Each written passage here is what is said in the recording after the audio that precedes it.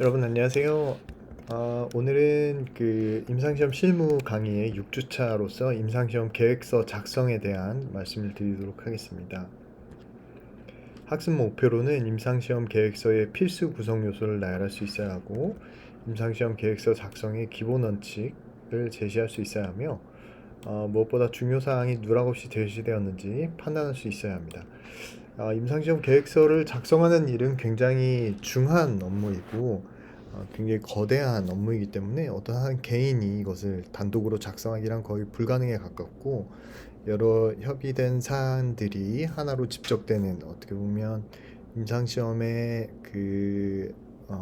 총체를 일컬는 그런 문서이기 때문에 굉장히 많은 지적인 그런 협력이 필요하고, 또한 어떻게 보면 꼼꼼한 문서 작업 같은 것들이 반드시 수반되어야 합니다. 그래서 이번 단순히 한 강의로만 이 모든 것을 다루기에는 다소 큰 주제라고 할 수 있는데, 역시 그럼에도 불구하고 우리가 임상시험 실무단에서 반드시 알아두어야 하는 것 위주로 말씀을 드리도록 하겠습니다.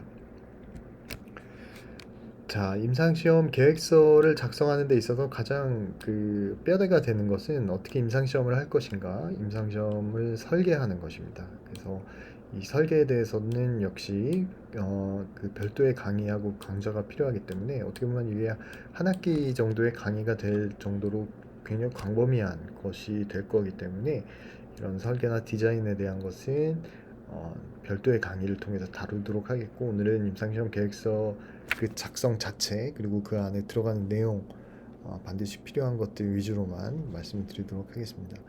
이 계획서에는 말씀드린 그런 과학적인 방법과 지식들이 포함되어야 하고, 또한 관련 규정에 대한 이해가 요구가 됩니다. 또한 그 안에는 의학적인 정보가 많이 들어있기 때문에 가급적 이런 의학적인 정보에 친숙한 사람들이 계획서를 작성하게 되고, 또한 해당 임상시험을 수행하는 측면에서의 중요한 사항들이 많이 포함이 되게 됩니다.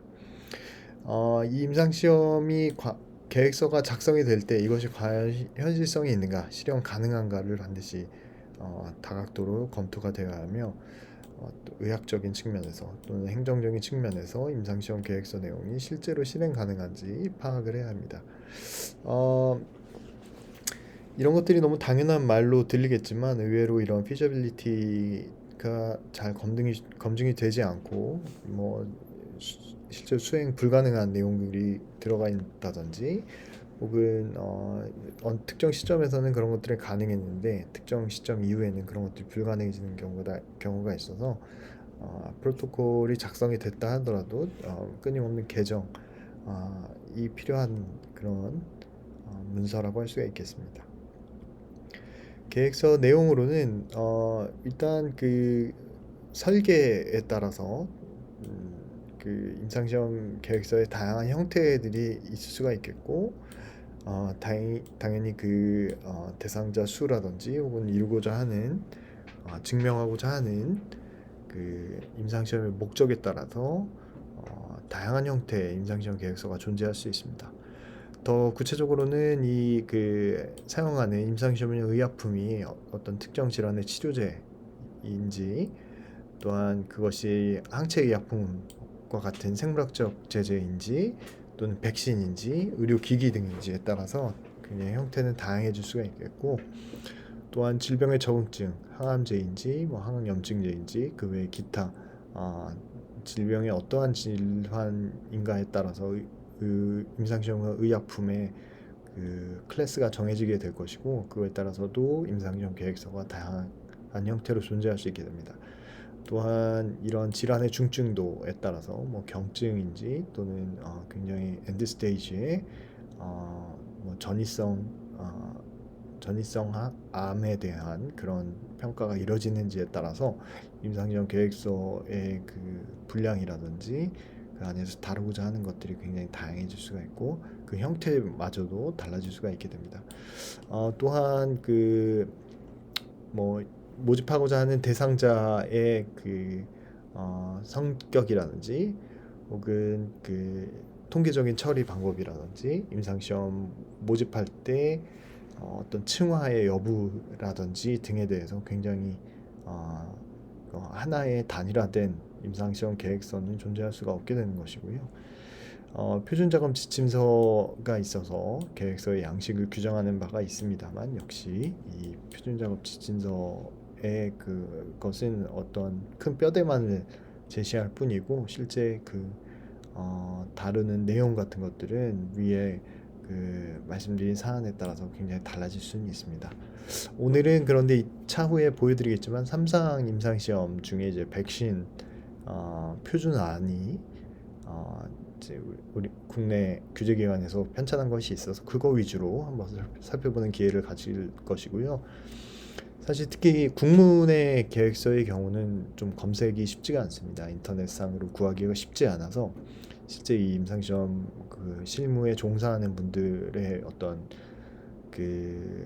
컨피덴셜리티 때문에 그런 것들이 공개된 자료들이 많지는 않은데, clinicaltrials.gov 같은 데에는 특히 이상 임상시험의 경우 굉장히 많은 계획서를 열람할 수가 있어서 그런 것들을 구글 검색을 통해서 좀 살펴보는 그런 방법들에 대해서 제가 살짝 언급을 하도록 하겠습니다.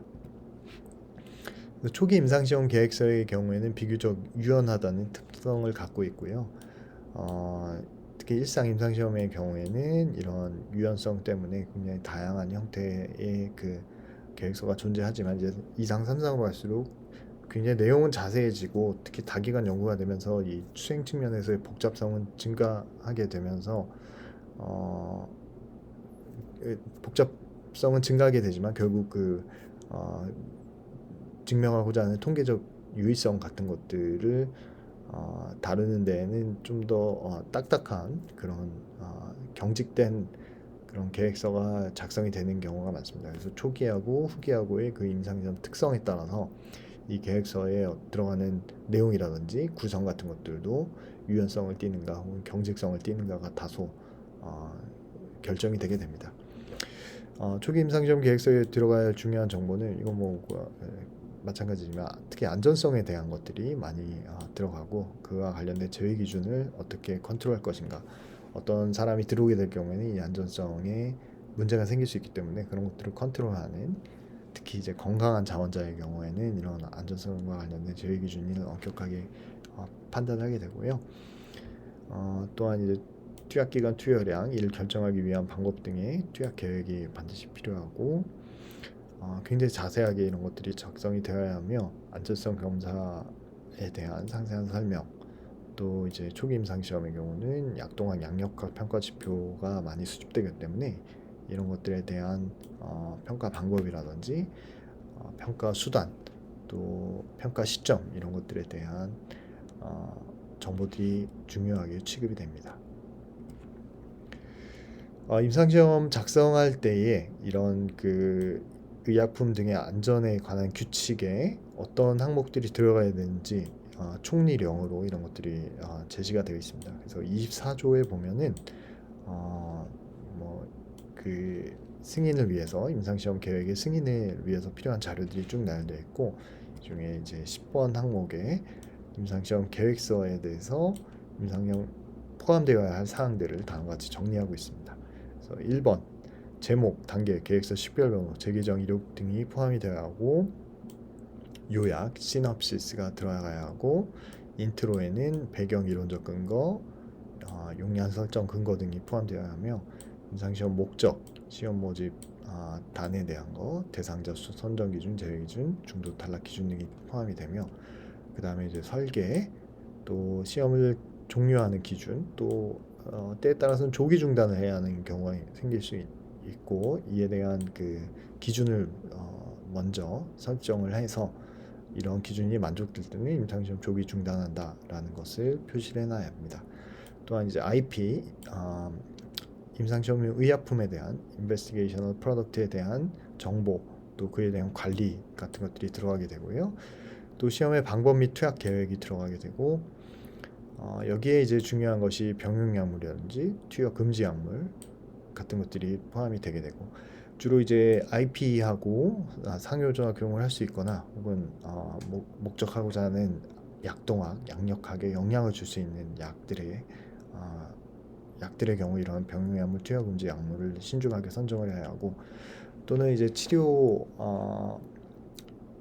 반응에 영향을 미칠 수 있는 어떤 병용약물이 투여되면은 우리가 평가하고자 하는 임상시험용 의약품의 평가에 지장을 초래하기 때문에 그런 것들에 대한 병용약물의 선정, 또는 투여 금지 약물에 대한 선정이 매우 중요하다고 할 수가 있겠습니다.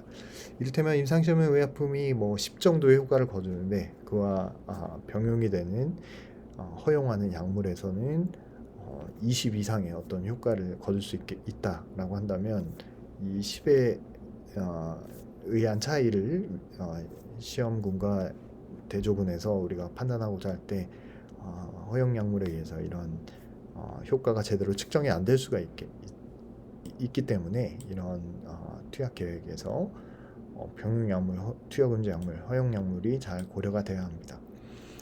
자, 시험 절차 및 평가 방법이 나와 있고, 여기에는 방문 일정이라든지 시험 일정표가 작성이 되어야 합니다. 또한 유효성, 안전성 평가 변수와 이상 많은 보고 등에 대한 그 평가 방법들도 이 항목에 들어가야 하고, 무엇보다 이제 임상시험이란 것은 자료를 획득하는 과정, 자료를 분석하는, 어떻게 보면 그 자료 수집 과정이라고 할 수 있기 때문에 그런 자료를 어떻게 수집하고 어떻게 분석할 것인지, 그런 것들을 통계적으로 어떻게 하면 고려를 해서 과학적으로 설계할 수 있을지에 대한 것들이 포함이 되게 됩니다. 또한 그렇게 신중한 자료 수집이 있은 후에 어떻게 자료를 관리할 것인가, 어떻게 자료를 보안을 유지하면서 개인정보 보호 등에 대한 것도 여기 자료 관리 측면에서 신중하게 다루셔야 할 것입니다. 또한 윤리적 고려사항과 행정적 절차가 들어가게 되고, 임상시험 하려는 자의 정보 같은 것들이 본문에 들어가면 혹은 별첨에 들어가게 되고요. 그 외에 이제 임상시험 안전하고 과학적으로 실시하기 필요한 많은 사항들이 들어가게 됩니다. 그래서 이런 것들은 이제 최소 항목이라고 보시면 되겠고, 이외에 이제 다양한 그런 정보들이 포함이 되게 됩니다. 그러나 최소 이것은 이제 어떤 규칙으로 총리령으로 어, 들어간 것이기 때문에 이런 것들의 누락이 있어서는 안 될 것입니다. 따라서 이런 것들이 포함되는 것이 이제 목차로 대변이 될 텐데, 목차는 이제 추후에 실제 문서를 보면서 우리가 좀 더 살펴보도록 하겠고, 이제 표지에는 다음과 같은 제목이라든지 계획서 번호가 들어가야 하고, 날짜가 들어가야 하고, 책임자에 대한 그 아이덴티티가 들어가게 됩니다. 임상시험 계획서 요약에는 임상시험을 전반적으로 간결하게 조망할 수 있는 그런 한 10페이지 이내로 간결하게 작성이 된 것을 말하고, 이것만 보아도 임상시험이 대략 어느 정도로 수행되겠다라는 것에 대한 아이디어는 얻을 수 있어야 합니다. 또한 이 요약의 의의는 이 풀 프로토콜 개발 전에 먼저 작성이 되어서 초기 견적 작업이라든지 혹은 디자인 등의 상의에서 이제 요약이 아주 유용하게 사용이 되게 되고요. 이 요약만 어느 정도 결정이 되더라도 이제 그 전체 풀 프로토콜 개발이 한결 수월해지기 때문에 우리가 풀 프로토콜 개발 전에 먼저 이 요약서를, 시놉시스를 작성하게 됩니다. 그래서 짧게는 뭐 시놉이라고도 우리가 많이 일컫는 그런 아이템이 되겠습니다. 서론 및 배경에는 임상시험 계획하게 된 이유가 이전의 연구들과 전반적인 개발 계획을 통해서 설명이 되게 되고, 여기는 각종 이제 특히 초기 임상시험의 경우는 비임상 시험의 결과들도 일부 포함이 되게 됩니다. 만약 길어지게 되면 이제 소제목들을 적절히 사용해야 하고요. 또 의학적 필요성, 이론적 근거 등을 포함한 시험약에 대한 내용이 주를 이루게 됩니다. 임상시험의 목적으로는 1차, 2차 목적에 대해서 명확히 기술하게 되고, 1차 평가 변수는 이제 연구에서 중점적으로 파악하고자 하는 평가 변수로 1차 목적과 주로 이제 얼라인되어서 작성이 되게 됩니다. 그래서 초기 임상시험의 경우는 당연히 안전성을 주로 파악을 하게 되고, 그렇지만 이제 탐색적으로 유효성을 본다든지 혹은 이렇게 이상의 경우에는 안전성과 유효성을 동시에 파악하고자 하는 그런 노력들을 기울이게 됩니다.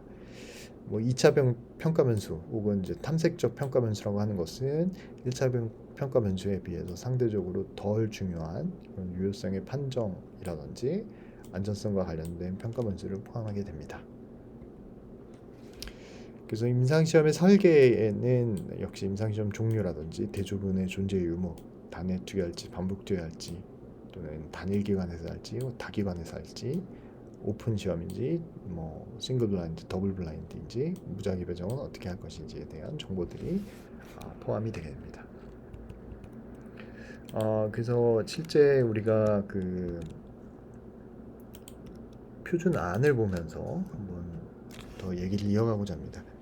그래서 지금 모든 문서는 코로나19 백신의 임상시험 계획서 표준안이라고 해서 그 국내의 그 코로나19 임상시험 계획서 작성을 위해서 참고한 그런 자료로 식약처가 배포한 자료입니다. 꼭 코로나에 한정할 건 없지만 그나마 가장 최근에 식약처에서 이런 식으로 임상시험 계획서를 작성해야 한다라고 일종의 가이드라인을 제시한 것이기 때문에 우리가 지금 이 본 강의에서의 어떤 작성과 관련된 계획서 작성과 관련된 내용이 비교적 최신의 문서로서 반영이 되어 있다라고 생각하면 되겠습니다. 그래서 이제 표지에는 국문 제목이 이렇게 들어가고 그 다음에 영문 제목이 들어가게 됩니다. 여기에는 이제 성인 대상으로 백신 A의 안전성, 유효성, 면역성을 평가하겠다고 하면서 시험이 어떻게 설계되었는지에 대해서 나와 있고 3상 임상시험을 명시하고 있습니다. 그 밑에는 이제 영문 임상시험 제목이 나와 있고 임상시험의 단계와 번호 그리고 버전 또 제품명, 적응증 그리고 책임자에 대한 거, 의뢰자에 대한 정보가 나와 있습니다.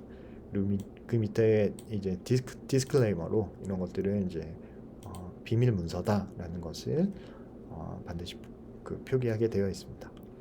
밑에는 이제 쪽번호 같은 것들이 나와 있고요. 총 60페이지로 된 긴 문서인 것을 확인할 수가 있겠습니다. 그 다음에는 이제 재개정 이력이 나오게 되고요. 식약처에 혹은 IRB에 제시된 시점으로 이제 1.0을 컨펌을 하고 제정이 된 그런 단계라고 할 수가 있겠습니다. 그 후로 이제 1.1, 1.2 혹은 메이저 리비전의 경우는 2.0, 3.0 이런 식으로 버저닝을 하게 됩니다.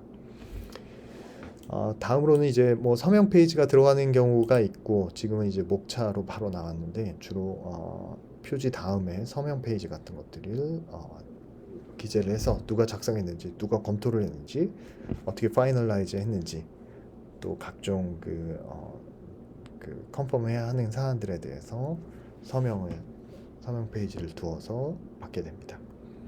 이 표준안에는 나와 있진 않고 자, 목차 아까 말씀드린 건 목차가 나와 있습니다.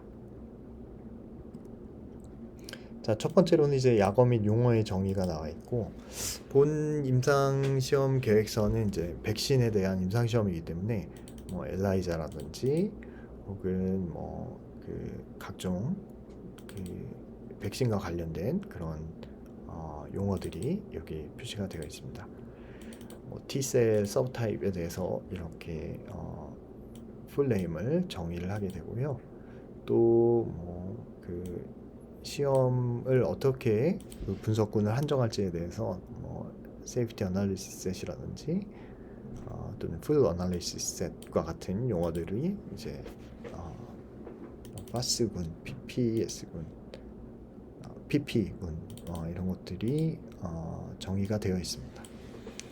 역시 이런 용어들이 생소할 텐데요. 이런 것들 배우는 거는 본 시간에선 다루긴 너무 방대한 내용이어서 그 별도의 시간으로 아마 여러분이 학습을 하셔야 될 것으로 보입니다. 자, 이제 시놉이 작성이 되게 되고요. 주로 이렇게 표 형태로 작성이 되는 게 일반적입니다. 그래서 표로 각 그 항목들이 그 컬럼 형태로 쭉 표시가 되게 되고요. 그 별도의 컬럼에서는 세부 항목들이 이렇게 들어가게 됩니다. 그래서 임상시험 의뢰자 정보, 제품명, 성분명, 또 임상시험 제목이 나와 있고 시험 목적, 1차 프라이머리 오브젝티브가 나와 있습니다. 여기서는 이제 코로나19의 백신에 대한 거기 때문에 그 백신의 유효성을 평가한다는 것이 1차 평가 변수가 되겠고, 역시 동일한 중요성으로 안전성을 평가한다라고 되어 있습니다. 비교적 덜 중요하거나 혹은 관심이 덜한 것을 2차 평가 변수 혹은 2차 시험 목적, 탐색적 시험 목적으로 설정을 하게 되고요. 여기서는 이제 감염 예방에 대한 내용, 또 입원율, 사망률 이런 것들에 대한 것이 나와 있고, 또는 이제 면역성과의 상관관계는 탐색적으로 평가하고, 또는 유전자형을 탐색적으로 평가한다라고 되어 있습니다. 그래서 뭐 PD에 대한 것들이 뭐 2차 평가 변수나 탐색적 평가 변수로 들어가게 되는 경우가 초기 임상 시험에서는 좀 흔하고, 1차 평가 변수로는 주로 안전성을 평가하는 경우가 많고, 또는 사안에 따라서 이제 어떤 시기 영향에 의한 약동학 평가 같은 것들이 1차 평가 변수에 초기 임상 시험에 들어가는 경우가 있습니다. 그 후에는 임상 시험 실시 기간과 책임자에 대한 정보가 나와 있습니다. 자, 연구 설계가 주로 이렇게 그림이 하나 표시되면서 언급이 되게 됩니다. 그래서 그림이 하나 나와 있고, 이제 시험군에 대한 것, 그리고 시험 시의 용량에 대한 것, 또 시험 대상자 수에 대한 정보가 나와 있고, 이제 비짓 넘버와 어느 시점에 비짓해야 되는지 그 시점이 이렇게 정의가 되어 있습니다. 그리고 밑에 이렇게 화살표를 통해서 언제 접종하는지, 지금 이거는 이제 2번 접종한다는 것을 우리가 이 화살표로 알 수 있고, 면역성 검사는 총 한 7회 정도 그렇게 하는 것을 알 수가 있습니다. 또 코로나 확진은 이제 RT-PCR로 한다라고 돼 있고, 이런 비인두 면봉 검체 채취를 투약 전에, 백신 투약 전에 하게 된다는 그런 중요한 정보들이 연구 설계 부분에 요약이 되어 있습니다. 임상시험 기간은 주로 이제 IRB 승인일로부터 뭐 12개월, 24개월 등과 같이 표시가 되게 되고, 3상 임상시험이기 때문에 이제 대상 질환에 대해서 이렇게 언급이 되어 있고, 1상 임상시험에 건강한 자원자를 하는 경우는 이런 대상 질환에 대해서는 해당 사항이 없겠습니다. 임상시험 단계와 디자인에 대해서 다음과 같이 기재가 되어 있습니다.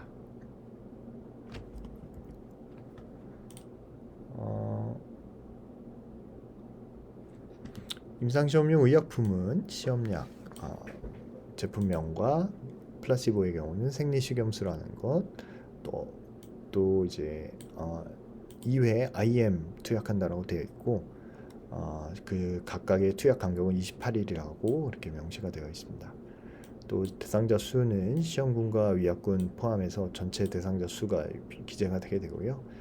인클루전 크라이테리아로 다음과 같이 3개가 나와 있고, 이 각각에 대해서 이제 선정 기준 만족하는 사람만 들어올 수 있게 되고, 제외 기준은 총 21개가 되어 있고요. 이 제외 기준 중에 하나라도 해당이 되는 사람은 이 임상시험에 들어올 수 없게 됩니다. 그래서 이 안에는 주로 의학적인 내용이 많이 포함이 되게 됩니다. 그래서 어떤 경우에 이 임상시험용 의약품 혹은 백신에 사람에서의 효과를 판정하는 데에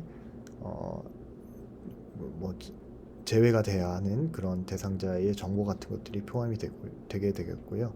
당연히 여기서는 코로나 감염력에 대한 코로나 감염에 대한 것이 평가 지표이기 때문에 시작 시점에서는 이제 건강한 사람, 코로나 감염이 있는 사람은 들어올 수 없게끔 제외 기준 1번에 코로나19에 감염된 사람은 들어올 수 없다라고 이렇게 명시를 해 놓았습니다.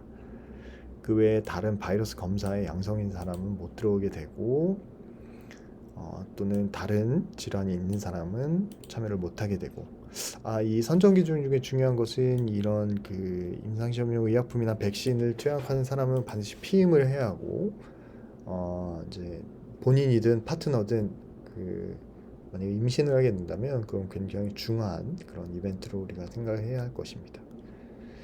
또한 이제 헌혈이나 수혈을 통해서 임상시험용 의약품이나 백신이 다른 사람들한테 이제 건너가게 되는 것을 막기 위해서 그렇게 하지 않겠다는 것에 동의를 해야만 선정이 되는 것을 우리가 알 수 있습니다. 음, 또 이제 알러지가 있는 경우 유사한 클래스라든지 혹은 그 임상시험용 의약품의 구성 성분에 알러지가 있는 사람은 당연히 들어올 수 없게 되겠고요. 어, 뭐 약물 오남용이 있는 사람은 당연히 참석하기 어려울 것입니다. 자, 평가 변수는 1차 유효성 평가 변수는 이제 아까 말씀드린 1차 목적과 주로 그 얼라인이 되어서 2차 접종 이후 코로나19 첫 발생하는 그 발생률을 유효성 평가 변수로 잡았고 2차 유효성 평가 변수로서는 다음과 같은 것들을 입원율, 사망률을 포함한 첫 발생률을 그 2차 평가 변수로 그렇게 잡아놓은 것을 알 수가 있습니다. 또한 그 여기서 이제 발생과 관련된 증례의 정의를 코로나19로 어떻게 잡을 것인가 또는 그 중에서도 이제 중증의 것은 어떻게 정의할 것인가에 대한 것들이 의학적인 내용들이 이렇게 적혀 있습니다. 자, 그리고 이제 탐색적 유효성 평가 변수로는 아까 그 탐색적 목적과 관련된 평가 변수들이 나와 있고 안전성 평가 변수는 이상 사례, 어드버스 이벤트 같은 것들이 쭉 나와 있고 면역성 평가 변수로는 SSR이라든지 GMT라든지 GMFR과 같은 것들이 면역 원성과 관련된 평가 변수로서 이런 것들이 아까 우리 그 약어 부분에 표시가 되어서 이렇게 보다가 모르는 거 있으면 그 약어 부분에 가서 찾아봐야 하고 이 임상시험 계획서의 모든 약어들은 거기서 정의되어 있지 않으면 사실 그 오류가 있는 것으로 판단을 하고 누락이 되었다라고 우리가 생각해야 할 것입니다. 자, 그리고 통계 분석 방법이 이제 길게 나와 있는데 특히 3상 임상시험의 경우에 이런 통계 분석 방법이 아주 상세하게 기재가 되어 있어야 하고 뭐 시험 대상자 수 산출 근거는 뭐 따로 여기서 빼서 좀 상세하게 기재하는 경우도 있고요. 앞서 이 시놉시스는 뭔가 이 그 미적으로 읽기 편해야 하고 또한 분량이 적절해야 하기 때문에 이런 컬럼 그 제목 컬럼에 해당하는 것들은 적절히 이제 넣고 빼고 할 수가 있다는 거 말씀을 드립니다. 통계 분석 일반적인 원칙이 나와 있고 이제 분석군, 세이프티 애널리시스 셋, PP, FAS 어떻게 정의할 것인가, 유효성 분석에 대한 거, 거기에 주 분석군은 PP라는 거, 또 안전성 분석의 그 대상자 셋을 구성하고 면역원성 분석은 어떤 셋을 쓰겠다라는 것들이 통계 분석 방법에 나와 있습니다. 그래서 이거는 그 임상시험 진행 및 평가 일정표라고 하고 뭐 SOA라고 표현하기도 합니다. SOA는 Schedule of Assessment로서 이렇게 역시 표로서 한눈에 이제 어떻게 임상시험 방문이 이루어지고 그 방문할 때의 시점은 언제이고 또 허용 편차는 대략적으로 얼마 정도이고 하는 것들이 나와 있고 뭐 거기에 항목들을 이렇게 V 표시하거나 X 표시를 해서 여기는 이제 동그라미로 되어 있긴 합니다만 어쨌든 알아볼 수 있게 이렇게 그 이런 방문일에 행해야져야 하는 각종 처치들이 표시가 되게 됩니다. 그래서 뭐 면역원성 검사는 이제 총 7회 이렇게 이루어지는 것을 알 수가 있고요. 이상 반응과 같은 것들은 이제 방문할 때마다 면밀하게 측정이 돼야 되는 것이 나와 있고 여기 보면 이렇게 작은 글씨로 표시된 것들이 이제 그 슈퍼스크립트로 되어 있는데 다음 페이지 가보면 이런 식으로 그 슈퍼스크립트 한 것의 그 상세한 정보들을 이렇게 SOA에 기재를 하게 됩니다. 그래서 여기 있는 내용들은 사실 오늘 상세히 볼 건 아니지만 제가 좀 중요하거나 그 공통적으로 임상시험용 계획서에 들어가야 하는 것들은 한마디씩 드리도록 하겠습니다. 여기 이제 임상시험 시행 검사, 랩 검사에 필요한 항목들이 여기 쭉 기재가 되어 있는 것이 나와 있고요. 뭐 소변 검사에는 이런 항목들을 보겠다라는 그런 것들이 여기 그 박주로서 이렇게 달려 있는 것을 알 수가 있습니다. 자, 이제부터가 이제 임상시험 계획서의 어떤 본문의 본격적인 모습이라고 볼 수가 있겠고, 서론에는 뭐 배경, 여기 코로나 바이러스의 특징, 뭐 감염 원리, 역학 정보, 백신 개발 현황 같은 것들이 뭐 이 중에 일부는 꼭 들어가야 하는 의문도 드는데, 뭐 이런 배경을 쭉 설명을 하고 이론적 근거, 이게 쓸데없이 하는 게 아니다, 이런 것들을 하는 이유가 있다, 백신 제품이 뭐 어떤 장점이 있고 비임상 시험에서 어느 정도의 그런 예방력을 보였다라는 것들을 언급을 하게 되고요. 또 임상시험 설계에 대해서 타당한 근거를 갖고 설계가 이루어졌다라는 것을 적게 됩니다. 또 이제 개발하는 백신의 전체 임상 개발 계획의 개요 같은 것들도 들어갈 수가 있고요. 혹은 이제 별도 문서로 이거 IND 낼 때 같이 들어가기 때문에 이런 임상 개발 전략에 대한 클리니컬 디벨롭먼트 플랜에 대한 것들도 언급이 되곤 합니다. 자, 베네핏 리스크에 대한 평가가 이루어지게 되고, 또한 용량 설정 근거도 이루어지게 됩니다. 자, 시험의 목적, 1차, 2차 탐색적 목적, 앞에 신호배 설명드린 거기 때문에 넘어가도록 하겠고, 시험 모집단, 시험 대상자 수는 백신군 몇 명, 위약군 몇 명, 다 합해서 몇 명이라는 거가 나와 있고, 선정 기준, 제외 기준은 이제 그 신호배 나온 것이 반복이 되게 됩니다.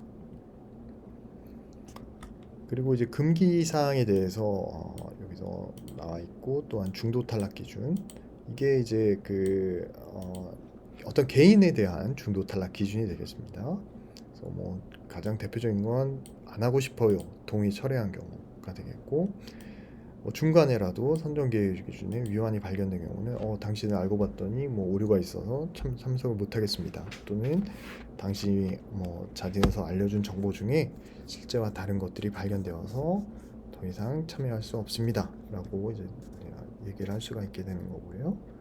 또는 이제 이상 반응이 너무 중한 경우에는 중도 탈락을 하게 됩니다. 드롭아웃 하게 되는 것이죠.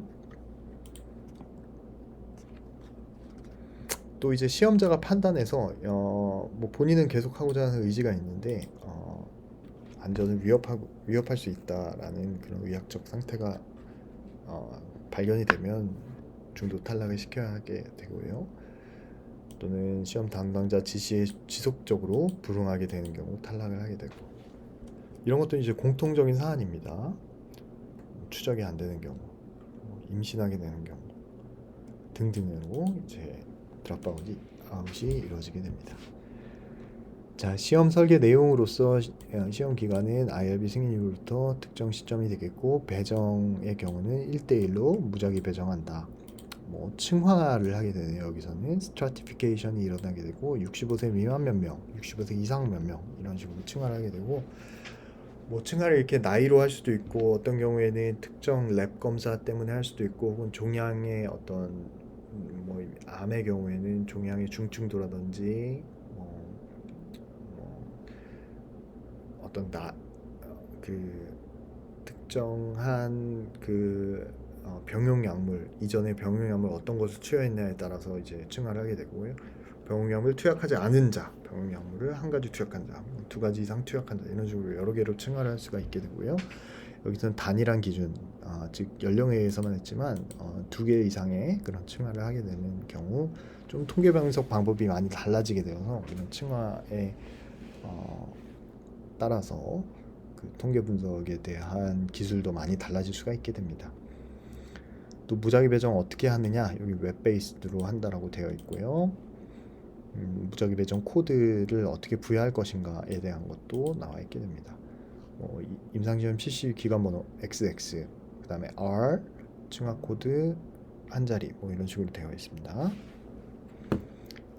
눈가림의 유지 및 해제는 다음과 같은 시점에 이루어지게 된다라고 되어 있고, 뭐 이거 해제하게 되는 경우는 어떤 상황에서 해제할 수 있다라는 것이 정의가 되어 있습니다.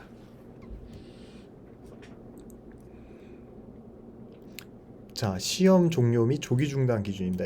좀 전에 이제 중도 탈락 기준은 어떤 개인에 대한 것이었다면 이것은 이제 시험 전체의 종료하고 조기 중단하는 경우가 되겠고, 뭐 대상자 등록 실패한 경우 지속에 중요한 영향을 미칠 수 있는 안전성 정보가 발생한 경우, 뭐 동일한 클래스의 약이 다른 선행에서 진행되고 있다가 다른 회사에서 뭐 아주 위중한 그런 사안이 발견이 된 경우, 동일 클래스의 경우 이런 약 임상시험이 진행되고 있는 그 동일한 클래스에서 똑같은 위험이 발생할 수 있을 경우 조기 중단이 될 수 있고, 또 GCP라든지 계획서, 또 계약에 대해 지속적으로 문제가 되는 경우 조기 중단을 해야 합니다. 또 기타 행정적 이유로 조기 중단될 수 있고, 그 다음으로는 임상시험용 의약품에 대한 정보가 나와 있고, 뭐 코드명, 성상 제형, 저장 방법, 사용 기간, 원료 의약품 및 분량이 나와 있고, 주성분과 첨가제를 이렇게 표로서 정리를 해서 나와 있고, 위약에 대해서도 동일한 정보가 표시가 되게 됩니다. 또 이제 그 패키징 할 때 표시되어야 하는 정보들, 임상시험 목적으로만 사용 가능하다, 또 임상시험용 의약품의 명칭, 또 식별 표시가 들어가야 하고, 배치 번호가 들어가야 하고, 또 의뢰자 보관 조건 등등이 표시가 되게 됩니다. 자, 접종 경로와 접종 방법이 들어가 있고, 보관 조건, 수불 관리 어떻게 주고 어떻게 회수할 것인가, 또 어떻게 폐기할 것인가들이 나와 있습니다. 자, 시험 방법 및 접종 계획이 나와 있고, 앞서 신업에서 설명드렸기 때문에 넘어가도록 하겠습니다. 자, 병용 금지 약물, 면역 억제제 또는 항암제, 스테로이드, 혈액 유래 제제, 다른 코로나 백신 같은 것들이 여기에 해당하게 됩니다. 자, 시험 절차 및 방법. 아까 그 SOA에 적용된 것들이 좀 줄글로 더 상세하게 기재가 되고요. 자, 방문 일정, 스크리닝 방문할 때 다음과 같은 검사한다. 그래서 SOA를 좀 더 다른 관점으로 이제 챕터 10에서는 그런 것들이 기술이 되게 됩니다. 그래서 굉장히 긴 챕터가 될 것이고요. 역시 넘어가도록 하겠습니다. 자, 유효성 평가 방법, 아까 말씀드린 코로나와 중증 코로나에 대한 것들이 나와 있고, 두 페이지씩 볼까요?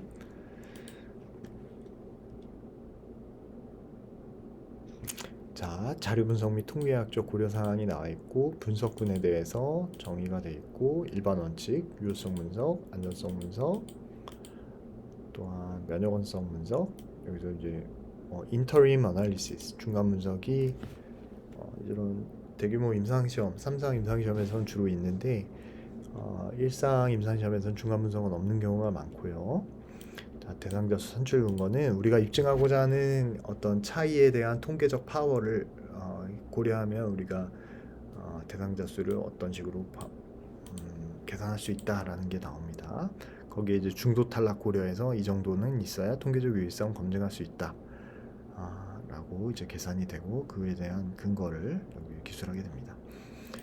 자, 이제 어드버스 이벤트, 이상 사례에 대한 정의와 약물 이상 반응, 예상치 못한 이상 반응, 중대한 이상 사례, 약물 이상 반응 같은 것들이 정의가 되게 되고, 이런 것도 어떻게 수집하고 기록할지에 대한 거, 또 이상 사례 어떻게 평가할 것인가, 중증도 평가에 대한 것, 또 그 중증도뿐만 아니라 어떤 그 관련성과 관련 인과관계 같은 것들도 평가가 돼야 되고, 특히 ASI, 특별 관심 대상의 이상 사례, 이미 알려진 그런 이상 사례, 약물에서 잘 알려진 이상 사례의 경우 특별 관심 이상 사례로서 수집을 하게 됩니다.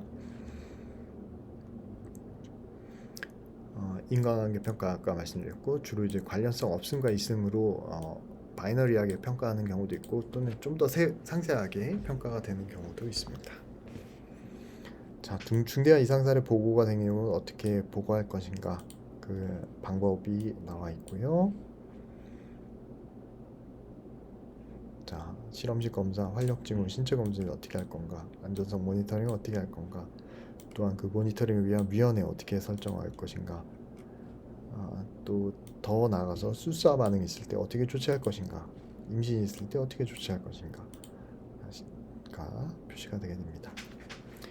자, 이제 임상 시험이 자료 수집 과정이라고 했잖아요. 어쨌든 그런 수집된 자료의 과정이 이제 치료 과정이기도 하면서 또한 그것들이 자료화되어서 수집되고 관리되는데 그런 것들에 대한 것이 별도 챕터를 통해서 상세하게 기재가 되게 됩니다. 그리고 이제 윤리적 고려 및 행정적 절차가 나 있고 이제 GCP나 IRB 등을 준수해야 하고 동의하는 데에 어떤 절차로 이루어져야 되는지가 상세하게 기재가 되게 됩니다. 이런 것들이 다 GCP상에 나와 있던 것들이 다시 한번 강조가 되는 그런 챕터가 되겠습니다. 마지막으로 의뢰자 정보, 시험 책임자 성명과 직책 등이 본문에 포함되기도 하고 이제 아까 그 별첨으로 포함되기도 한다라고 했고요. 참고 문헌, 별첨으로서 이제 ICF 동의서, 또 임신했을 때의 어떤 배우자 설명서 동의서 같은 것들이 있을 수 있고 피해자 보상 어떻게 할 것인가, 또 예측되는 부작용과 사용상의 중요사항 같은 것들이 별점으로 표시가 되게 되고 또한 대상자한테 이제 나눠주는 일지 같은 것들이 있다면 그런 것들이 이제 역시 별점으로 기재가 되게 됩니다.